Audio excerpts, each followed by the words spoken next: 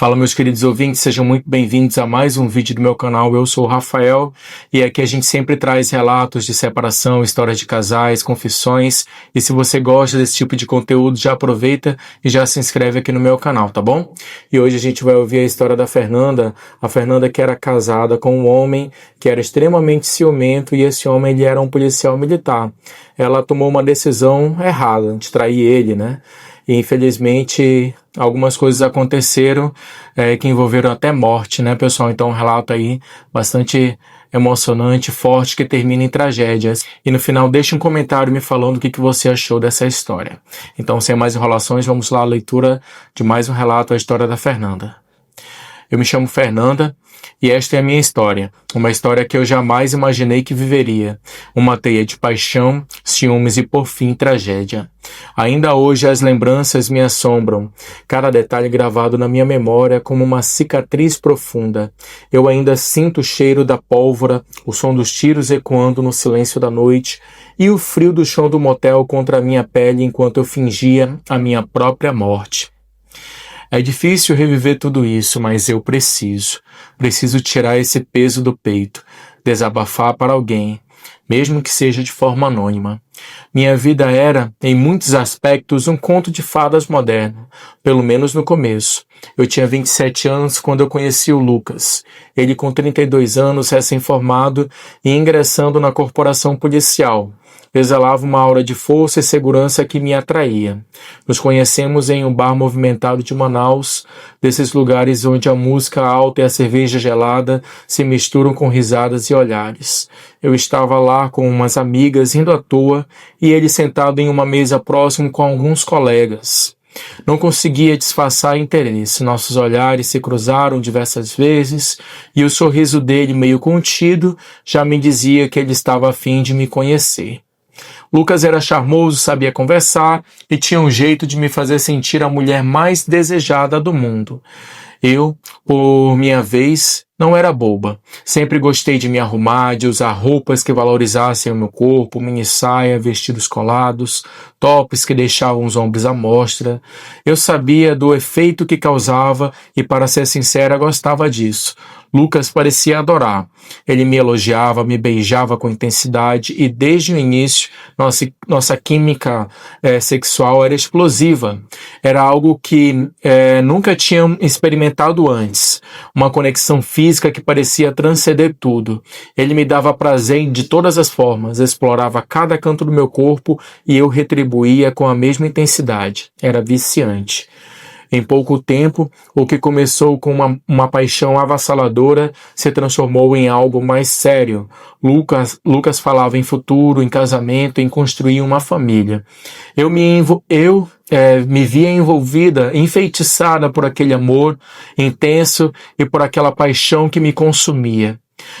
Mas já no namoro surgiram pequenos sinais que eu, na minha cegueira apaixonada, escolhi ignorar. Ele era ciumento, um ciúme que eu, a princípio, achava até fofo. Ele brincava, dizia, vai aproveitando agora, porque quando a gente casar, você vai usar burca. Eu ria achando que era só uma piada, uma forma carinhosa de demonstrar possessividade. Nunca imaginei que aquelas palavras ditas em tom de brincadeira se tornariam uma profecia sombria. Eu devia ter percebido que o sorriso dele escondia uma escuridão, que a paixão ardente era, na verdade, uma chama descontrolada que queimaria tudo em seu caminho. Mas eu estava apaixonada, e o amor, ou o que eu achava que era amor, nos fez cego. Casei-me com Lucas em uma cerimônia simples, mas cheia de promessas. Ele, um policial recém-formado, dedicado à sua nova carreira, e eu, uma jovem mulher apaixonada, pronta para construir uma vida ao lado dele. A vida de casados começou com a mesma intensidade dos primeiros meses de namoro. Ele trabalhava duro e eu cuidava da casa, dedicando-me meu tempo a ele, a nossa vida. Eu me sentia completa, realizada, ou pelo menos era isso que eu tentava acreditar. O problema é que os ciúmes do Lucas não era brincadeira. Não era uma demonstração de carinho. Era uma doença que corroía a nossa relação por dentro. As brincadeiras sobre a burca se tornaram cobranças reais. Minhas minissaias foram substituídas por calças jeans, meus tops por blusas mais fechadas. Eu comecei a me sentir sufocada, controlada. Mas ainda assim tentava justificar o comportamento dele. Ele me ama demais, eu pensava. Ele só tem medo de me perder. Ah, como eu estava enganada. E o pior ainda está por vir, em uma noite de festa onde eu conheceria o homem que selaria o nosso destino. A vida de casada com o Lucas rapidamente se transformou numa gaiola de ouro. No começo eu ainda tentava manter a minha essência, meu jeito de me vestir, de ser, mas cada vez que eu colocava um vestido mais curto ou uma blusa que ele considerava provocante, lá vinha um interrogatório, os olhares de desaprovação e as perguntas sobre para onde eu ia, com quem eu falava. As piadas sobre a burca deixaram de ser piadas e tornaram ameaças veladas. Ele não me proibia diretamente de usar certas roupas, mas o ambiente ficava tão pesado, o silêncio dele tão ensurdecedor, que eu acabava cedendo. Me sentia culpado por algo que eu não tinha feito, por apenas querer ser eu mesma. O controle dele foi se estendendo para outras áreas da minha vida. Minha família, que antes era uma parte importante do meu dia, começou a se tornar um problema. Ele dizia que eles não eram confiáveis, que podiam me apresentar a alguém, que eu poderia conhecer coisa melhor e abandoná-lo. Era um absurdo, claro. Minha família sempre foi muito unida e sempre me apoiou em tudo, mas o ciúme dele era irracional. Ele me isolou aos poucos, do meu círculo de amigos, da minha própria família. Eu me via cada vez mais sozinha, tendo apenas ele como companhia, como referência, como centro do meu universo. E a nossa intimidade, que antes era tão libertadora, começou a se tornar mais uma ferramenta de controle. Ele era bom de cama, disso não havia dúvidas, e eu retribuía com a mesma intensidade. Mas com o tempo eu comecei a sentir que era menos sobre prazer e mais sobre posse, sobre me ter por completo, corpo e alma. O trabalho dele na polícia o consumia, longas horas, plantões noturnos, atenção constante. Eu ficava em casa esperando, me sentindo cada vez mais vazia. A monotonia, o isolamento e a sensação de estar perdendo a minha identidade começaram a me sufocar. Eu sentia a falta da vida que eu tinha antes, das minhas risadas com as minhas amigas, das conversas com a minha mãe, da liberdade de ser quem eu era sem ser julgada ou controlada, mas eu amava o Lucas, ou pelo menos acreditava que amava. Eu me convencia de que todo aquele ciúme era uma prova de amor, que ele só agia assim porque tinha medo de me perder. Eu estava presa na minha própria narrativa, na história que eu criei para justificar o comportamento abusivo dele. A gota d'água, ou o início do fim, como prefiro chamar, aconteceu na festa de fim de ano da polícia em 2023. Foi numa daquelas festas grandiosas, com música alta, comida boa e muita gente. Eu, relutante, tinha ido com o Lucas. Ele, como sempre, estava com os olhos em mim, monitorando cada movimento, cada sorriso que eu dava. Eu estava com um vestido preto simples, mas elegante, que ele havia aprovado. Mas mesmo assim eu sentia o peso do olhar dele sobre mim. Foi aí que eu o conheci, Henrique. Ele era um colega de Lucas na corporação. Um pouco mais velho, com uns 30 e poucos anos, estava lá com a esposa, uma mulher bonita e simpática. Mas desde o momento em que os nossos olhos se cruzaram, algo acendeu. Henrique era diferente, tinha um sorriso fácil, um olhar de cavalheiro, mas com uma intensidade que me desarmou. Ele me olhava discretamente, mas eu sentia a força daquele olhar, e para ser sincera, eu retribuí. Eu estava carente de atenção de alguém que me olhasse com um jeito genuíno, sem o peso do ciúme e da possessividade. Durante a festa, o Lucas estava entretido, conversando com outros colegas e Henrique, em alguns momentos, se aproximou. Nossas conversas eram curtas, sobre amenidades, mas a cada troca de palavras, a cada sorriso, eu sentia uma conexão. Era uma faísca perigosa, eu sabia. Ele era casado, amigo do meu marido, mas a atenção era grande. E a minha alma, faminta por liberdade, parecia ansiar por algo novo. Naquela noite, voltando para casa, eu sabia que algo havia mudado dentro de mim. O olhar de Henrique havia despertado algo que eu achei que estava morto, o desejo de ser livre, de ser vista, de ser desejada por quem eu realmente era. Eu não sabia que aquele olhar inocente se transformaria em um labirinto sem saída, onde a paixão proibida nos levaria a um destino cruel e inevitável. Depois daquela festa, a imagem do Henrique não saía da minha cabeça. Seus olhos, seu sorriso discreto, a forma como ele parecia me enxergar além do Lucas, me permitia ser eu. Eu me sentia culpada por pensar nele, por sentir aquela faísca de desejo, mas ao mesmo tempo era uma sensação tão libertadora. Pela primeira vez em muitos anos eu me sentia desejada por quem eu era, não por quem o Lucas queria que eu fosse. Os dias seguintes foram uma tortura. Eu via o Lucas todos os dias, a rotina sufocante, só aumentando minha insatisfação. Ele continuava com os ciúmes doentio, as cobranças, o isolamento. Eu me sentia cada vez mais como um objeto, uma posse e não como uma parceira. A chama que havia me atraído a ele se apagava a cada dia, substituída por um sentimento de frustração e aprisionamento.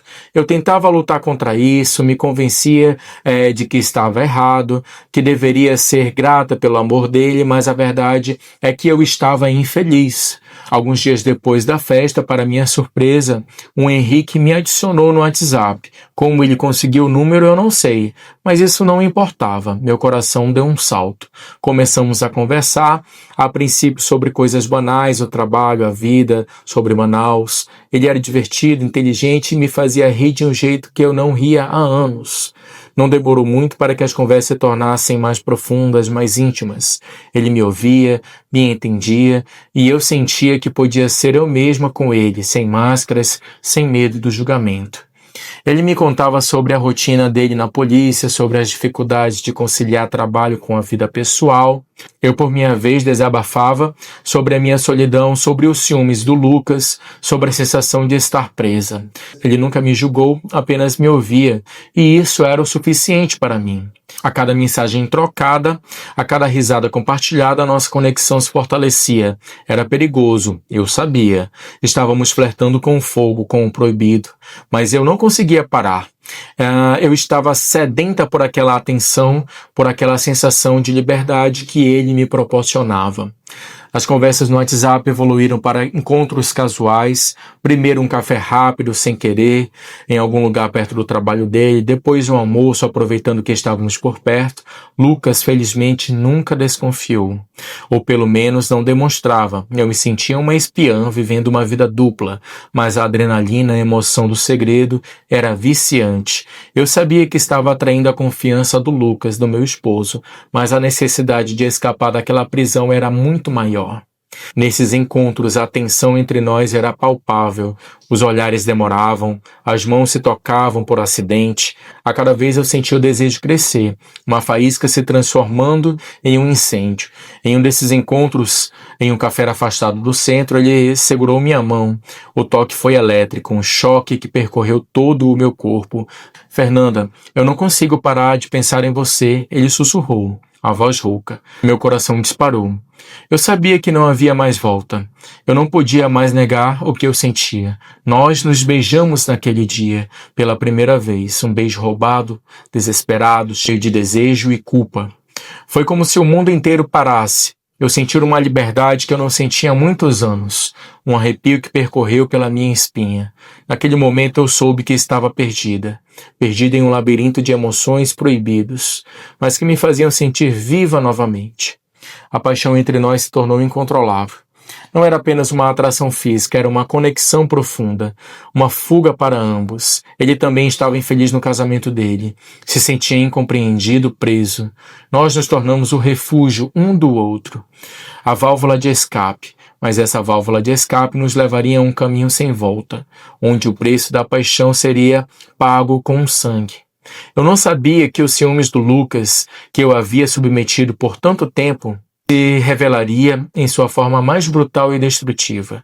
Aquele beijo em um café discreto seria o primeiro passo para o grande abismo. Minha relação com o Henrique se aprofundou rapidamente, transformando-se em um caso que consumia a cada pensamento meu. Os encontros em cafés se tornaram visitas a motéis discretos, momentos roubados onde podíamos ser nós mesmos, sem o olhar vigilante do Lucas. Cada encontro era uma mistura de adrenalina, desejo e uma pontada de culpa. Eu sabia que estava brincando com fogo, mas a necessidade de sentir, de viver, de ser amada de uma forma diferente era avassaladora. Henrique era gentil, atencioso e me fazia sentir bonita e desejada. Ele me elogiava, me ouvia, e nossa intimidade era livre e apaixonada, um contraste gritante com a forma possessiva e controlada de Lucas. Com o Henrique eu não precisava me preocupar com o que vestir, com o que dizer, com o que pensar.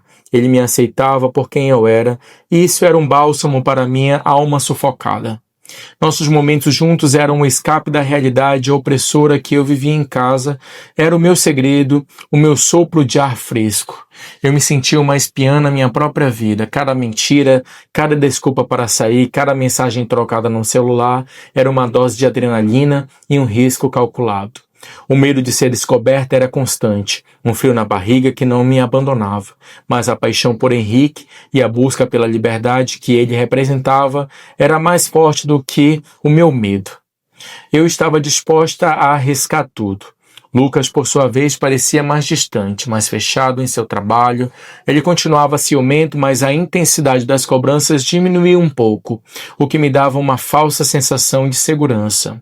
Eu achava que estava sendo inteligente, que estava conseguindo enganá-lo perfeitamente. Mal sabia eu que ele, em silêncio, estava tecendo a própria armadilha. Ele não se manifestava como antes, mas seus olhos às vezes carregavam um brilho diferente, um olhar penetrante que me fazia gelar a espinha. Eu achava que era paranoia minha, fruto da culpa, mas hoje eu sei que era algo muito mais sinistro do que isso. Em uma tarde de quinta-feira, depois do almoço com uma amiga, a desculpa perfeita para mais um encontro com o Henrique, eu recebi uma mensagem dele. Fernanda, posso te encontrar? Preciso te ver. O coração disparou. Marcamos de nos encontrar em um motel que já havíamos frequentado antes, um lugar discreto na zona leste de Manaus. Eu estava eufórica, nervosa com aquela mistura de emoções que a paixão proibida me causava. Cheguei ao motel e em seguida Henrique apareceu. Aquele era um dos nossos esconderijos seguros. Entramos no quarto e a paixão nos consumiu imediatamente. Estávamos perdidos um no outro, em nosso mundo particular, onde o tempo parecia parar e as preocupações desapareciam. Naquele momento não existia Lucas, não existia o mundo lá fora, apenas nós dois e o nosso desejo. Estávamos no auge da paixão, quando de repente ouvimos um barulho na porta, um barulho seco de arrombamento. Meu coração gelou, um pressentimento terrível me atingiu. Em fração de segundos, a porta do quarto se abriu como um estrondo, revelando a figura do Lucas parado. Seus olhos estavam injetados de óleo, o rosto contorcido em uma máscara de fúria que eu nunca tinha visto antes. Na mão dele uma arma. A arma de serviço. Meu mundo desabou. O silêncio que se seguiu foi ensurdecedor, quebrado apenas pela minha respiração ofegante e pelo som do meu coração batendo descontroladamente. Eu não conseguia pensar, não conseguia reagir. A verdade nos atingiu como um raio, brutal e implacável. Ele sabia, ele tinha nos encontrado. Naquele momento eu soube que o pesadelo havia se tornado real e que o preço da minha busca por liberdade seria muito maior do que eu jamais poderia ter imaginado. O cheiro da pólvora já pairava no ar antes mesmo dos tiros. O mundo virou de cabeça para baixo no momento em que o Lucas apareceu na porta do quarto do motel. A imagem dele com a arma na mão e os olhos tomados por um ódio profundo está gravado na minha mente como um pesadelo que se repete incessantemente. Henrique, que estava ao meu lado, pelado, ficou paralisado. Nenhum de nós conseguiu reagir. O choque era tão grande que nos petrificou.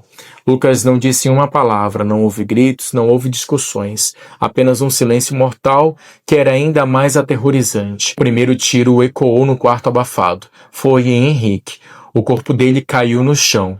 O sangue se espalhou rapidamente pelo carpete. Eu gritei, um grito de horror que se perdeu na minha própria garganta. Meu corpo tremeu incontrolavelmente e as lágrimas brotaram quentes e desesperadas. Eu estava em choque, mas meu instinto de sobrevivência, um fio tênue de esperança, me disse para fazer alguma coisa. Lucas me encarou, os olhos vidrados, como se eu fosse um inimigo. Sem hesitar, ele apontou a arma para mim. Minha mente, em um relance, lembrou-se de um filme que eu tinha assistido, em uma cena onde o personagem se fingia de morta. Era a única chance, era tudo ou nada. No momento em que ele puxou o gatilho novamente, eu me joguei no chão instintivamente e senti um impacto no meu ombro. Uma dor muito grande me atingiu, mas eu não gritei. Eu me forcei a ficar imóvel e prender a respiração, a fingir a minha morte. O sangue quente escorria pelo meu braço, mas eu não podia me mexer. Eu não podia sequer piscar. Eu ouvia o Lucas se aproximar, seus passos pesados ecoando no silêncio do quarto. Ele chutou meu corpo, testando. Eu forcei cada músculo a permanecer relaxado e não reagir à dor excruciante que sentia. A cada segundo, o medo de ser descoberta me consumia. Podia sentir o olhar dele sobre mim, um olhar frio e sem vida. Ele queria ter certeza. O tempo se arrastava, parecendo uma eternidade. Eu podia ver a própria respiração pesada dele e o cheiro forte de pólvora e sangue. Eu sabia que ele me rastreou pelo celular. Em algum momento, quando eu estava tão cega pela paixão, ele instalou algum tipo de rastreador, aplicativo no meu aparelho e eu, na minha ingenuidade, nunca percebi. De repente ouvi cliques metálicos e um tiro, um barulho abafado, diferente dos outros. Eu não o ouvi cair, mas senti o chão vibrar levemente. Mais alguns segundos de silêncio e o medo de que ele ainda estivesse vivo me observando me fez prender a respiração novamente. Eu esperei até ter certeza de que não havia mais perigo. Minha cabeça girava, a dor no ombro era insuportável, mas eu me forcei a abrir os olhos devagar. A cena que se desenrolava na minha frente era de um horror indescritível, parecia um filme. Henrique estava ali, morto, com os olhos fixos no teto, e a poucos metros de mim, Lucas. Ele havia tirado a própria vida. A arma estava ao lado de sua mão, sangue manchava o carpete, misturando-se com o do Henrique. Eu estava viva, mas quebrada, estilhaçada. Levantei-me com dificuldade, a dor no ombro me fazendo cambalear, o sangue escorria molhando a minha roupa, olhei para os dois corpos, para o caos, para o horror que havia se tornado a minha vida em questões de minutos. Aquele era o preço da paixão proibida, dos ciúmes doentio, da busca desesperada pela liberdade. O cheiro de sangue e de pólvora ainda estavam impregnados nas minhas narinas enquanto eu, cambaleante e em choque, tentava encontrar uma saída daquele quarto de motel. A dor no meu ombro era muito grande, mas o medo e o desespero e a necessidade de sobreviver eram muito maiores. Eu sabia que precisava sair dali, mas minha mente estava em branco, incapaz de processar o que tinha acontecido. Com um tremendo, peguei no bolso da minha calça e encontrei o celular, marquei 190, mas não consegui falar. Minha voz não saía, apenas um grunhido de dor e pavor. A operadora perguntou se eu estava bem, se precisava de ajuda. Eu não conseguia responder. O trauma era tão grande que me paralisava. Eu precisava respirar, precisava me acalmar, mas a imagem dos corpos de Henrique e Lucas se repetia na minha cabeça.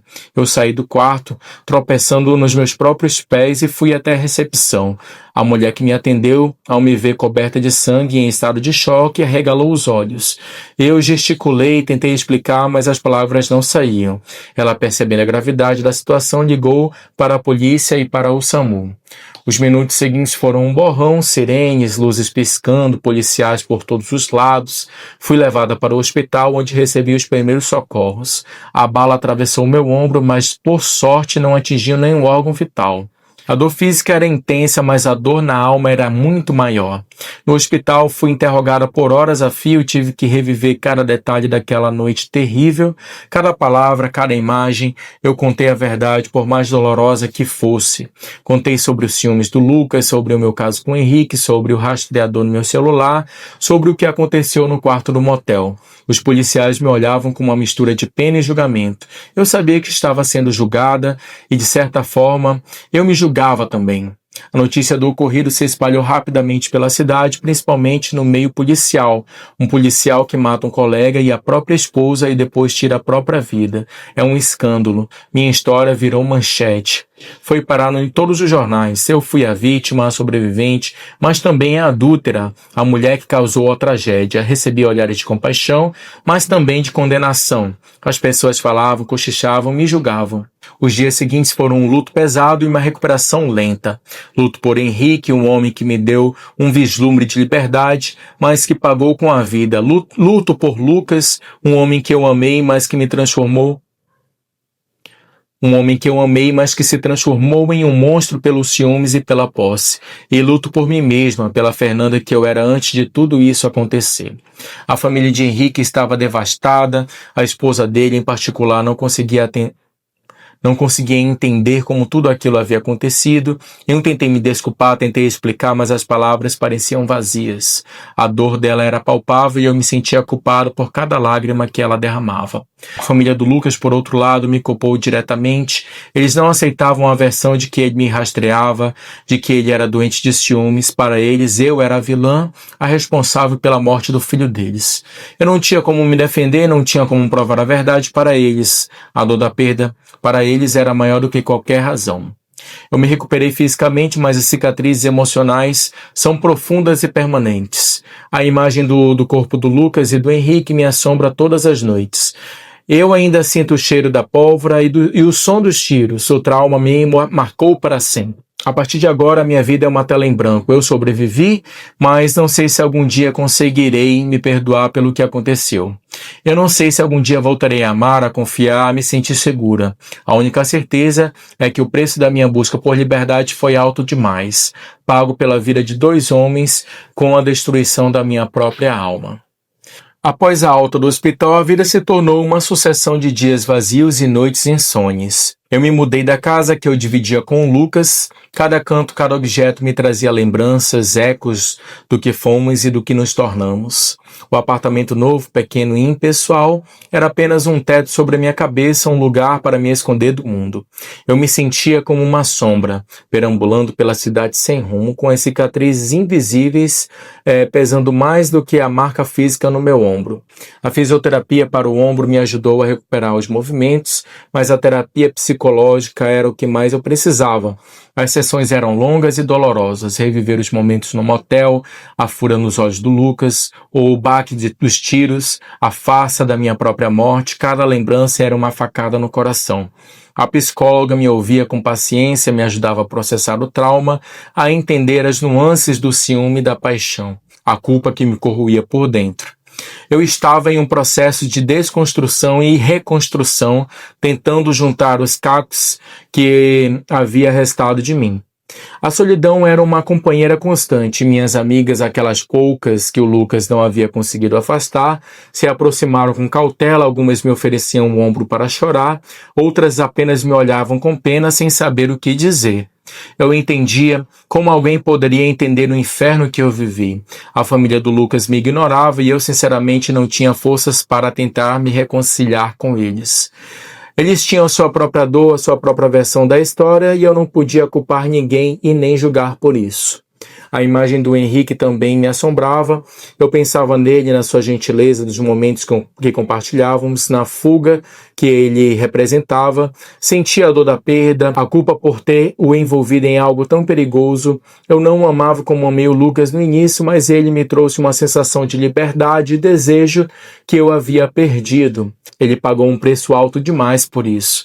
E eu me questionava incessantemente. Se eu tivesse resistido, se eu não tivesse cedido à tentação, ele ainda estaria vivo? Essas perguntas me torturavam e a resposta eu sabia que nunca viria. Com o tempo comecei a trabalhar em um novo emprego, algo simples, longe dos holofotes, onde eu pudesse recomeçar sem ser reconhecida, sem ser julgada. Cada dia era uma batalha para me levantar da cama, para enfrentar o mundo lá fora, para fingir uma normalidade que eu não sentia.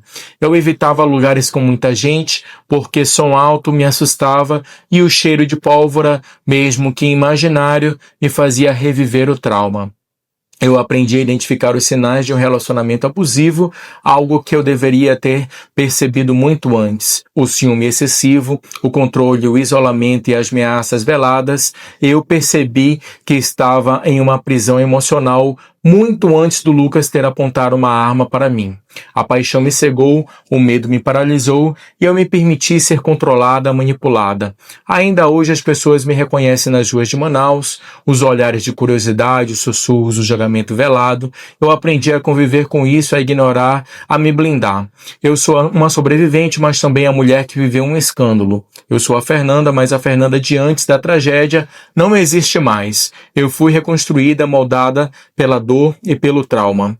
Ainda não sei o que o futuro me reserva, se um dia eu serei capaz de amar novamente, de confiar novamente, mas eu sei que preciso seguir em frente, um dia de cada vez, preciso me perdoar, preciso curar as minhas feridas invisíveis.